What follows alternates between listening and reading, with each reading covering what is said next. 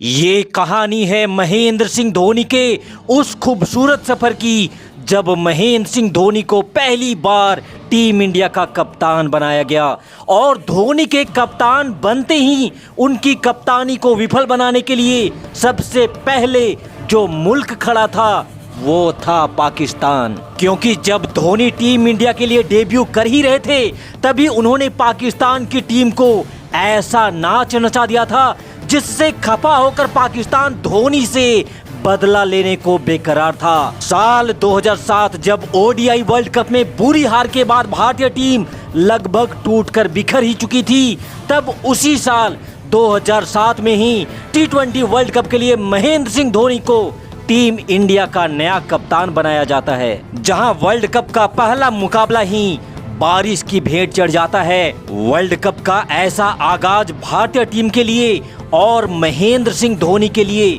भला इससे बुरा और क्या हो सकता था।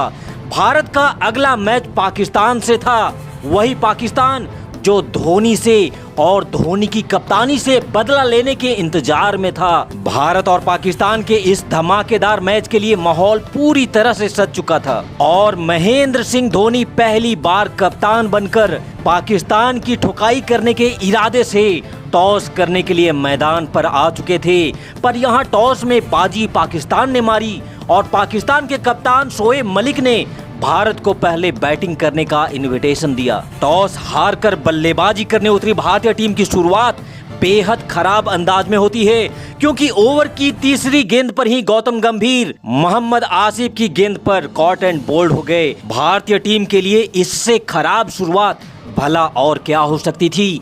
दूसरे ओवर की दूसरी गेंद में जब सहवाग ने उमर गुल को चौका मारा तो मानो भारतीय फैंस का जोश कुछ लौटता दिखा। भारत अब 2 ओवर की समाप्ति पे 9 रन बना करके अपना पहला विकेट गंवा चुका था। फिर तीसरे ही ओवर की पहली गेंद पर आसिफ अली ने वीरेंद्र सहवाग को क्लीन बोल्ड कर सारे भारतवासियों की मानो एक पल के लिए धड़कनें ही रोक दी थी। भारत के दोनों सलामी बल्लेबाज अब पवेलियन में बैठे थे। अब पिच पर थे रॉबिन उथप्पा और उस समय के सबसे उम्दा बल्लेबाज युवराज सिंह, जिनसे सबको एक बड़ी पारी की उम्मीद थी। पर शायद आज भारत की किस्मत भारत के साथ ही नहीं थी। 5वीं ओवर की पहली गेंद पर फिर से आसिफ ने युवराज को कैच आउट करा, पूरे भारतवासियों का दिल तोड़ दिया। लगातार बैक टू बैक विकेट गिरने से भारतीय टीम अब पूरी तरह से दबाव में आ चुकी थी। वहीं सारे पाकिस्तानी इसे अभी से ही पाकिस्तान की जीत समझकर नाचने गाने और खुशियां मनाने लगे थे। पाकिस्तान का घमंड फिर से 7वें आसमान पर आ चुका था, लेकिन उन नासमझ पाकिस्तानियों को इतना भी समझ में नहीं आ रहा था कि धोनी नाम का एक इंडियन शेर अभी भी बल्लेबाजी करना आना बाकी था। जब वो टीम का कप्तान नहीं था तब भी उसने तुम सब पाकिस्तानी गेंदबाजों को घुंघरू बांध कर नचाया था। जरा सोचो, आज तो वो टीम का कप्तान है और उसके रहते तुम पाकिस्तानी भारत को हराने का ख्वाब कैसे देख सकते हो। भारतीय टीम अब तक कुल 36 रन बनाकर अपने 4 मुख्य बल्लेबाजों को खो चुकी थी और तब मैदान में एंट्री होती है महेंद्र सिंह धोनी की। धोनी ने उथप्पा के साथ मिलकर भारतीय पारी को धीरे धीरे आगे बढ़ाना स्टार्ट किया। एक तरफ उथप्पा तो अपना अर्धशतक पूरा कर वापस लौट आए, पर धोनी अंत तक डटे रहे, जिसके कारण भारत ने निर्धारित 20 ओवर में 141 रनों का एक इज्जत बचाने वाला स्कोर पाकिस्तान के सामने रखा। अब बारी पाकिस्तान की बैटिंग की थी। धोनी एक पॉजिटिव इंटेंट के साथ अपने टीम को लेकर मैदान पे उतरे और उन्होंने अपने गेंदबाजों से कहा कि पिच मुश्किल है और हम ये मैच जीत सकते हैं, इसलिए सारे लोग जी जान लगा दो। भारत की गेंदबाजी शुरू हुई और ओवर की तीसरी ही गेंद पर आरपी सिंह ने भारत को पहली सफलता दिलाई। लेकिन फिर यहां से पाकिस्तान अपनी पारी को मजबूती से आगे बढ़ाने लगा। भारतीय टीम को अगर इस छोटे से लक्ष्य को डिफेंड करना था तो यहां बैक टू बैक विकेट लेना जरूरी था, लेकिन भारत को दूसरी सफलता 9वीं ओवर में जाकर के मिलती है और फिर 10वीं ओवर में युवराज की एक शानदार डायरेक्ट हिट से भारत को तीसरी सफलता भी नसीब हो जाती है। मैच अब बराबरी पर था और उसी ओवर की 5वीं गेंद पर पठान ने यूनुस खान को बोल्ड कर भारत की जीत की उम्मीदों को जिंदा कर दिया था। पर असली कहानी तो अभी लिखी जानी बाकी थी। अब पाकिस्तान के दोनों ही नए बल्लेबाज शोएब मलिक और मिसबाउल हक पिच पर थे। दोनों ने ही अच्छी साझेदारी कर एक बार फिर से पाकिस्तान की मैच में वापसी करा दी थी। पर फिर से पठान ने 14वें ओवर में शोएब मलिक का विकेट चटकाकर भारतीय टीम के जीत के हौसले को मजबूत कर दिया। लेकिन पिच पर मिसबाउल हक अभी भी टिके हुए थे।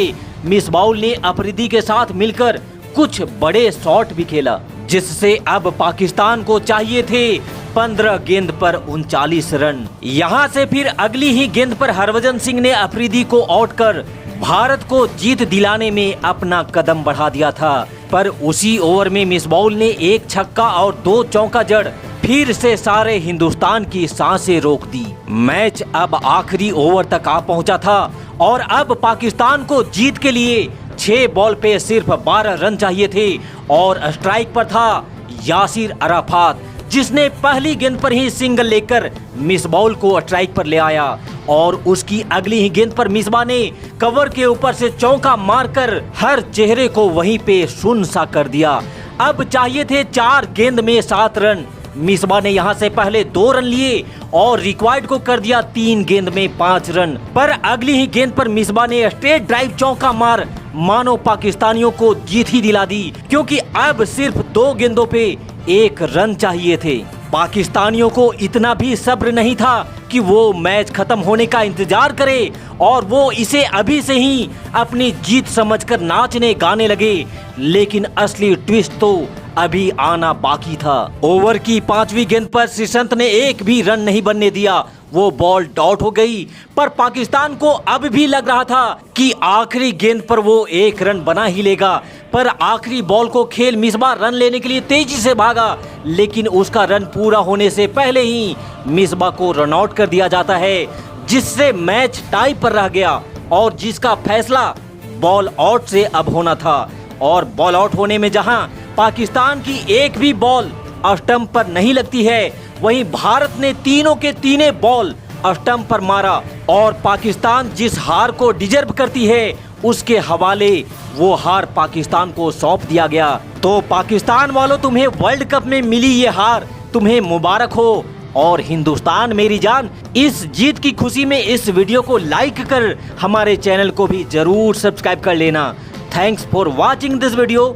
जय हिंद, वंदे मातरम।